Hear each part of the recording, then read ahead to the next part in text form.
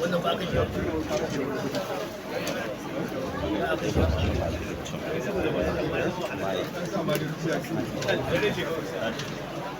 بسم الله الرحمن الرحيم اللهم صل على سيدنا محمد الفاتح وأولي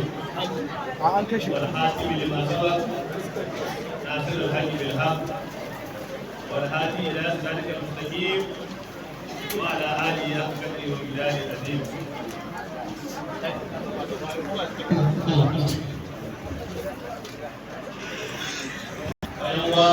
السلام عليكم ورحمة الله تعالى وبركاته. السلام ورحمة الله. على حليفة يوم أمام رسول الله صلى الله عليه وسلم ولكن مرحبا عليه zuwa wannan mazauni mai albarka wani gida mai albarka da kuma wadannan mutane masu albarka. A yau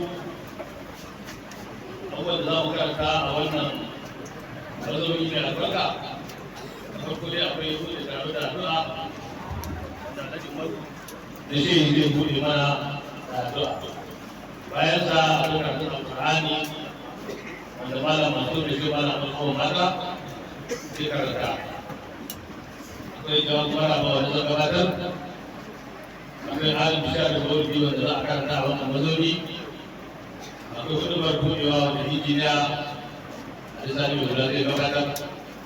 Akwai karanta saliman masarar gawani. Akwai karanta dalilin manzo sallallahu alaihi wa sallam wanda zai yi tsirani salikin gula zai gabatar. A lokacin akwai takardar tarihin abu da gani wanda malam Maruf Abdulmumin gula zai gabatar. Akwai tarihin sai na da hannu ne ubai da na wanda malam Aminu Sani sun zai gabatar. Alrama akwai Faidu Ahmadi wanda zan gabatar. Akwai karanta tariha. Akwai ziyarar Annabi sallallahu alaihi wa sallam wanda malam Maluku Sani Shehu zai gabatar. Akwai kulawar Allah da yi kan Muhammad sallallahu alaihi wa sallam wanda shi da malam Mustafa ne da malam gabatar. Ko bayan kan Nabi Muhammad sallallahu alaihi wa sallam wanda shi ma malam Abdullahi Arama na Sani Shehu zai gabatar. Sai sallah na asuba sai kuma karatun diwani da karanta alburda da kuma karanta alƙur'ani sai jawabu da wanda Halifa ke gabatar sai kuma addu'a wanda Halifa na malam Shehu kuma Allah zai gabatar. Wannan kuma da bai in Allah ya raya mu wannan shi ne abin da za mu karanta a wannan mazauni da ya haka. A fatan Allah ya ba mu damar da ya ƙara mana lokaci da wannan abubuwa da muka karanta a rikin bisa a wannan dare mai albarka. Yanzu abin da aka ce zan ba wa sai faru da shi wanda zai gudanar da taro da addu'a.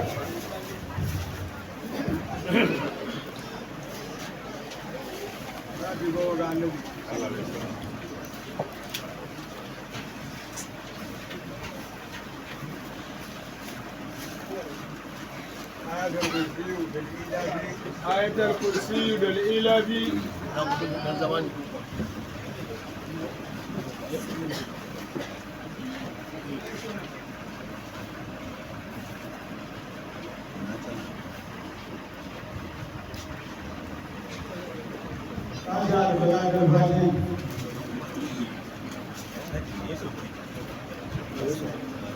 kamar wannan abin ba shi da wannan abu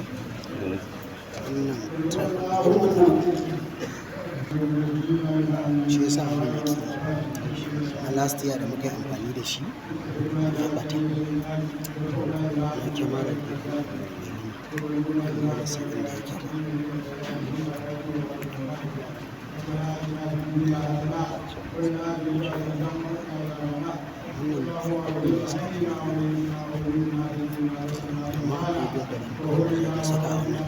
za mu saka guda biyu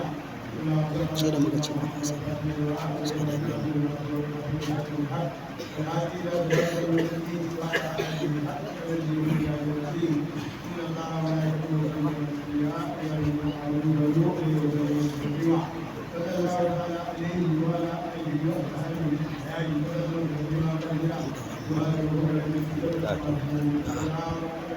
bakar jan za ka sa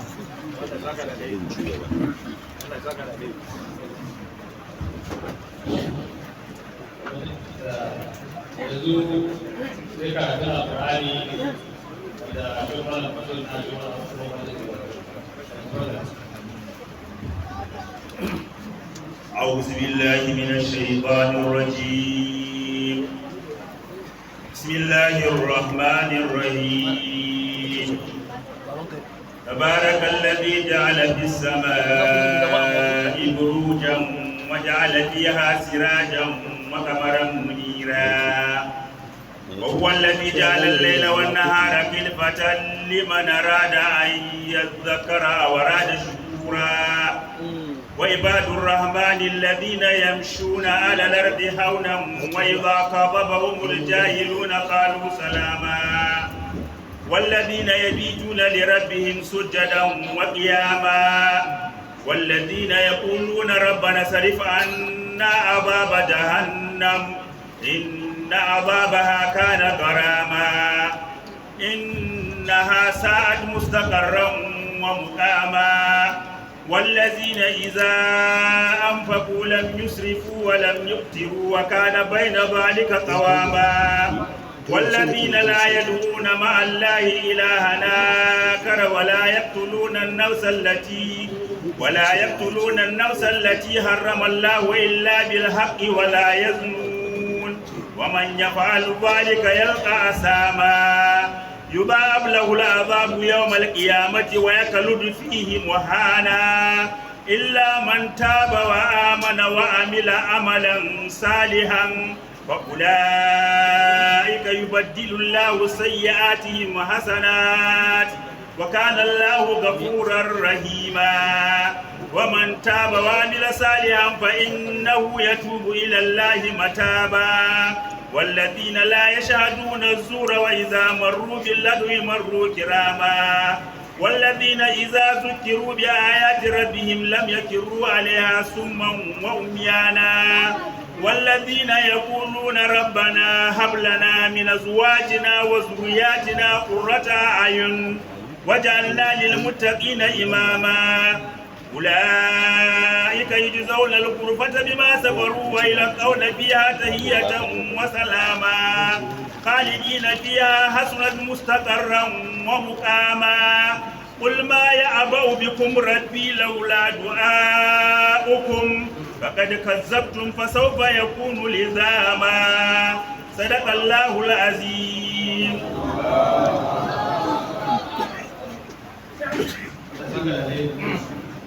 yanwa alhamdulillah mun gode wa Allah mai baiwa mai karamci wanda ya sake raya mu kara mana wannan lokaci muka zauna a wannan farfajiya ta karanta maulidin manzon Allah sallallahu alaihi wasallam. Wannan maulidi kamar da na abu da fito na ji mawaƙanmu suna ta cewa mu ba za mu fasa maulidi. To gaskiya dama babu na can maulidi dama kamar yadda malamai an ta jawabi an ta inkari kuma an ba da amsa. Malamai da yawa sun yi bayani a kansu cewa Allah da kansa ya yi maulidi. Domin abin da ke maulidi fadar ranar haihuwar abin haihuwa ko? Na. Ko salamun alaihi yau maulida wa yau mai mutu wa yau mai wasu hayyan haka annabi Yaqub cewa Allah ne yake wannan salatin ba wasu salamun alaihi. To idan wani ya ce ai Allah ne zai iya maulidin wani abu sai ya ce to ga annabi wato annabi Yahaya kai a wannan annabi Yahaya ne wanda Allah ya musu wannan cewa salamun alaihi yau maulida wa yau mai mutu wa yau mai wasu hayyan. To sai kada wani mai iya hange ya ce to ai Allah ne yake iya yi kai makayin sai Allah ya kawo kuma annabi Isa yace wassalamu alayya yawma wulidtu wa yawma amutu wa yawma asayyan shi kuma Qur'ani yake shi kuma yau kansa maulidin gashi Allah ya yi wani maulidi a Qur'ani ga annabi Isa yau kansa maulidi a cikin Al-Qur'ani zaka yan uwa kaga maulidi shi yasa wani nake faɗa wani malami mai hikima yace maulidin nabi la ya taji ila hadisin sahihi yace maulidin annabi ba ya buƙatar hadisi sahihi walakin ya taji ila qalbin sahihi zuciya yake sahihi yake ne ba hadisi sahihi ba in ka samu zuciya sahihi ba ruwanka da wani hadisi sahihi zama ka zaman maulidi wuri ne na fa'idanta da abubuwan da za a ji malamai sun koyar da a ji halayya ta koya ta manzo sallallahu alaihi wasallam a ji yanda ya zauna da sahabbansa musamman halin da muka samu kawunan mu a ciki yau hali mara daɗi halin tsananin rayuwa to a ji yaya manzon Allah sallallahu alaihi wasallam ya zauna da sahabbai wanda shi ya fi kowa daraja ya fi kowa a wajen Allah abinda muke so a koya nan a cikin manzo Allah sallallahu alaihi wasallam ya koyar da sahabbai yanda za su rayu a cikin halin kunci da halin yalwa da halin yaƙi da kowane irin hali manzo Allah ya koyar da al'umma yanda za su rayu saboda haka yan wa a yau rayuwa tana buƙatar taimakekeniya duk wanda Allah ya ba shi dama a mara irin ta yau to ya taimaka wa ɗan uwansa in ya ji ya je a wajen maulidi ya ji irin wannan falalar ta ciyarwa ta taimakawa to ya yi ƙoƙari domin Allah yana cewa man ahayaha fa ka'annama ahayan nasa jami'an ita rai dan adam ɗaya talin karaya ga kamar karaya dan adam ne ba da halitta baki daya to a wannan hali da ake ciki muna kira ga 'yan uwa albarkar wannan wata albarkar wata da yau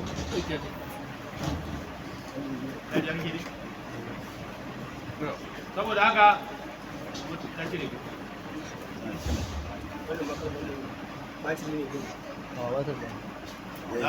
kekeniya yadda za su taimaka wa 'yan uwa musamman a wannan hali da ake ciki saboda haka Allah tabaraka wa ta'ala ya faɗarkar da mu a hadisai da ayoyin Qur'ani da yawa akan falalar cewa kai har sai da Allah ya ce man zalla zikrullah qarala hasanan kai ka zo karanta Allah Allah mai baka ai ka san duk wanda ya ranta Allah ya san wannan abin da ya ranta Allah zai biya shi kuwa da haka yan uwa muna kira da babban murya cewa wanda manzo Allah sallallahu alaihi wasallam yana cewa wanda yake da abincin mutum biyu ya ishi mutum uku abincin mutum biyu ya ishi mutum uku ma'ana taimakekeniya ta kai kamar yadda na ji wani a social media na gaina ba da shawara yana cewa duk wanda zai iya abincin mutum uku a gidansa to ya na mutum hudu ya aika wa makota na hudun domin watakila bai san a yadda suka kwana ba kwanan nan muka ji labarin wata mata ta kwana biyu da ita da yadda ba su ci abinci ba sai ta ga kamar sun rasa ruwan jikinsu sai ta samu ruwan gishiri ta zuba ta dafa ta fa suka duk suka mutu su hudu baki daya da ita da yayan lafiya to halin da ake ciki kenan yan uwa saboda haka ku koma ga Allah mai ta addu'a Allah ya yi mana irin wannan hali amin dan laysa laha min dunillahi kashifa ba mai yayi mana wannan hali in ban da Allah kuma shi Allah yana kishin aikinsa ka ba wani idan aikin da Allah zai maka ka ce wani yi maka to sai Allah ya ce to ka je ya maka idan zai maka sai ka samu Allah ya kyale ka amma aikin Allah in ka dangana wani sai Allah ya baka yi to ka je wannan ya maka da ka yan uwa babu shakka lokaci ne yanzu na taimakekeniya to a da zama a wajen maulidi kamar yadda na faɗa za a ji irin yadda manzo sallallahu alaihi wasallam a hadisansa da yawa wanda ya faɗaitar akan taimakekeniya wanda ya faɗakar da cewa shi da ɗan adam wato raya shi ne kamar a danasin alkurani haka kuma manzo Allah sallallahu alaihi wasallama yana cewa idan kai sadaka a wanda miskini wanda bai da shi wannan ka kyauta lada guda ɗaya ne da kai na sadaka, amma idan dan uwanka ne na zumunta lada biyu ne, ga na sadaka ga sada zumunci. Saboda ga yan uwa shi sa akwai karatuttuka na zamani waɗanda wasu malamai don kun san wato hukunci yakan canja tare da juyawar zamani. Akwai malaman da suka ce idan mace mijinta ba shi da hali ba zai iya ci da ita ba, amma akwai ɗan uwanta wanda yana da hali, to ci da ita matar ya koma kan ɗan uwan. Dalili shine da za a ce yanzu ita matar nan tana da kuɗi, mijinta ya mutu ba kowa, ɗan uwan ba zai gado ba? Tun da zai gado dan me ba zai ci da ita ba kuma? Tun da yana da halin ciyarwa, kuma mijin bayi da shi. To don haka shi da yan uwa in ka samu dama, to lalle ina kanka ka ci da yan uwa, ka ci da wanda kake da haƙƙi na zumunta a kanka. Domin da za ta mutu kai za ka gaje ta, to ya kamata kai kuma ka bata ciyarwa. Kuma na ga tattara da malamai suka yi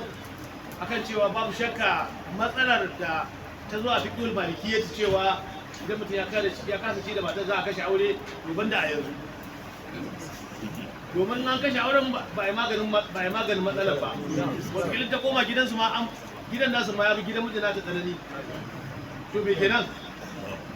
Kaga waccan matsalar bata warku ba kenan. Saka Allah alhamdu, ina godiya ga Allah da yan uwa da muka haɗa wannan mazauni kamar da na faɗa da yawun halifa. Za mu ji nan duka daga bakunan malamai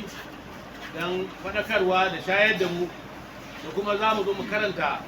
Failul Ahmadi wanda dama an saba duk shekara, wanda Maulana Shehu Ibrahim ya rubuta shi kuma yake karanta shi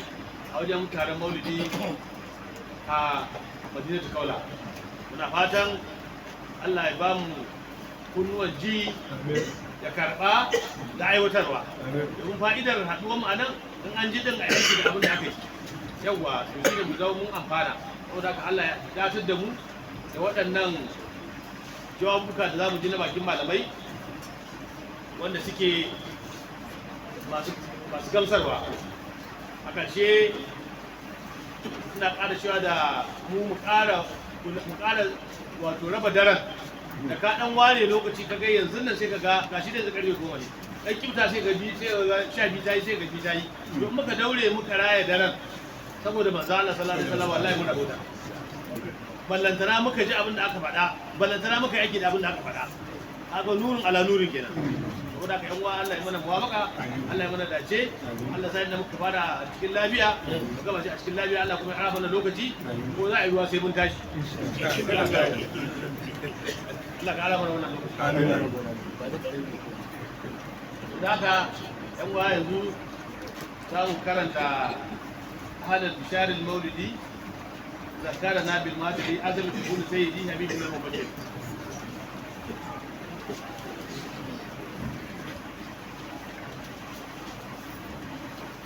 بجمال المولد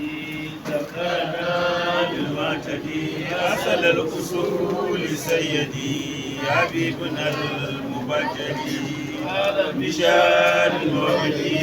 ذكرنا بالمعتدي أصل الأصول سيدي حبيبنا المبجلي قد كان خير مرسلين قبل الوجود الأولي ولم يكن من جدلي بعزل المعسلي بشار المولد ذكرنا بالوجد أصل الوصول سيدي حبيبنا المبجلي لم يدر خير الخلق بأهله والخلق سوى إله الخلق من ملك أو مرسلين بشار المولد ذكرنا بالمعتدي أصل الوصول لسيدي حبيبنا المبجل شان العجيب ورمزه رمز الحبيب رمز الحبيب للحبيب للقرب غير مشكل على بشار المولد ذكرنا بالمجد أرسل الوصول سيدي حبيبنا المبجل الإمام المبتلى متى أجاب ببلاء لولاه دام مشكلا بقدم ما كان يجري على بشار المولد ذكرنا بالمعتدي أسد الأصول سيدي حبيبنا المبجل الحبيب المرتضى مالي لما يرتضى ودينه الذي ارتضى إله في الأزل بشار المولد ذكرنا بالمجد أسد الأصول سيدي حبيبنا المبجل أعلم به إذ هملا أعلم به إذ ذهلا مفخما مبجلا فاق كل الرسل على بشار المولد ذكرنا بالمجد أرسل الرسول سيدي حبيبنا المبجل على به الرسل وإسرى ونزلا ونال ذكرا منزلا وليس بالمبجل على بشار المولد ذكرنا بالمجد أسد الأصول سيدي حبيبنا المبجل على به نكلا سوى المصاني مسكلا ونوره تعسلا من وجه المحسن أهلا بشار المولد ذكرنا بالمجد أسد الوصول سيدي حبيبنا المبجل أعلم بغير الوجود أعلم به أين الشهور أعلم بذلك الودود والأسر منزل أعلم بشار المولد ذكرنا بالمجد أسد الوصول سيدي حبيبنا المبجل أعلم به من فاضل مفضل وواصل موصل وكامل في الناس خير مفضل على بشار المولد ذكرنا بالمعتد أسد الوصول سيدي حبيبنا المبجل على به من ماجد ممجد وحامد محمد وواجد وموجد مخولي على بشار المولد ذكرنا بالمجد أسد الأصول سيدي حبيبنا المبجل على به من عابد مجاهد وشاهد قاتل كل عابد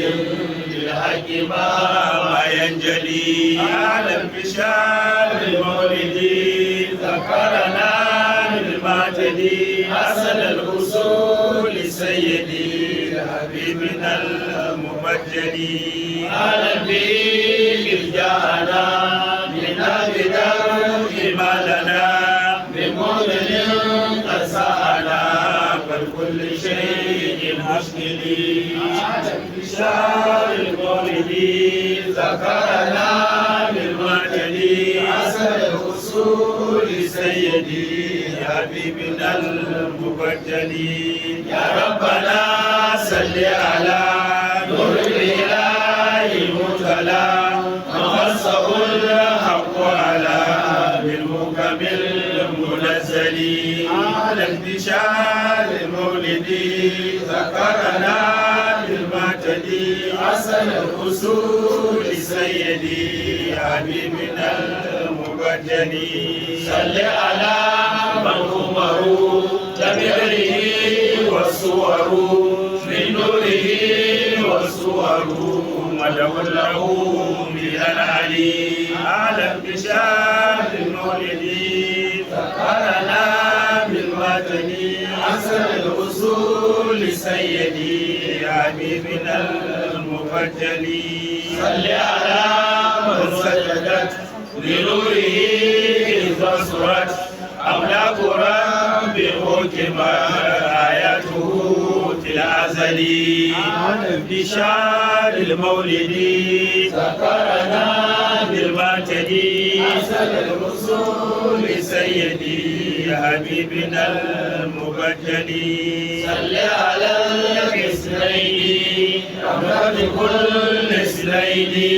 وسره باسمين وذاك سر أزلي على بشار المولد ذكرنا بالمعتدي أحسن الرسول سيدي حبيبنا المبجل صل على البشير إذاعة النذير بقدره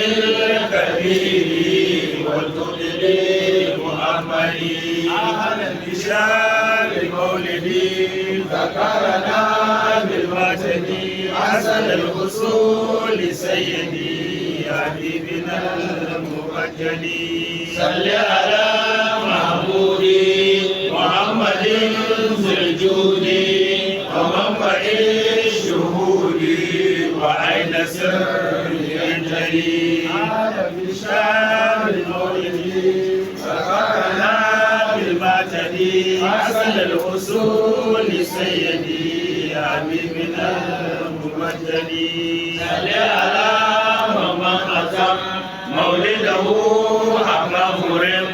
مسجه ومضطرم بفضل رب المرسلين بشار المولد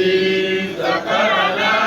بالمعتدي أحسن الأصول سيدي حبيبنا المبجل صل على من حضر مولده وما ذكر يقول مثل من صبر بيوم بدر المرسلين بشار المولد ذكرنا بالمعتدي أحسن الأصول سيدي حبيبنا المبجل وكل من جاد بشيء لمولد المختار أي كرامة لغير أي فإنه كمن ولي بشار المولد ذكرنا بالمعتدي أحسن الأصول سيدي حبيبنا المبجل يا ربنا فاغفر لنا وارحم عنا واغفنا وتكرم وسعينا بجاه هذا الأكمل أعلم بشار المولد ذكرنا بالمعتدي أحسن الأصول سيدي حبيبنا المبجل وكادنا وأدبنا ونجنا ورجنا ونسلنا وأهلنا وسابنا ومن ولي على بشار المولد ذكرنا بالمعتدي أحسن الأصول سيدي حبيبنا المبجل واتبعنا الغرباء ولينا والشرفاء ونيرنا الصعباء يوم اشتداد الوجل أعلم بشار المولد ذكرنا بالمعتدي أحسن الأصول سيدي حبيبنا المبجل وارزق لنا القلوب وتؤتنا البهوة واغفر لنا الغيوب بجاه خير المرسلين أهلا بشار المولد ذكرنا بالمعتدي أحسن الأصول سيدي حبيبنا المبجل وصليا يا ربنا رسوله بنا وصحبه ومن دنا وكل قوم أمثلي على البشار المولد ذكرنا بالوجد أصل الأصول سيدي حبيبنا المبجل وشل مرام الحجاب ونجه من العقاب وما له من الصيام المكمل البشار المولد ذكرنا بالمجد أصل الأصول سيدي حبيبنا المبجل اللهم إنا نسألك بك وبهلكة النبوة والولاية أن تصلي وتسلم وتكرم وتمجد وتشرف وتبشر على سيدنا ومولانا محمد وعلى آله وصحابته وأزواجه وذرياته وأن تجعلنا كم الدنيا وعذاب الآخرة وترزقنا سعادة الدنيا والآخرة وترزقنا العلم النافع والدار الخاشع والزينة الصالحة الطيبة المباركة وتنفعنا وتنفع بنا جميعا وحمدنا بك عمن سواك وهب لنا لك الأكبر ولنا نبيك الأقل وللأشياء والوالدين وأن تبارك لنا وفينا يا من أظهر جميلها وارتزق فيها ولم يوازن بالجزيرة ولم يأتك الفترة ويا عزيز العفو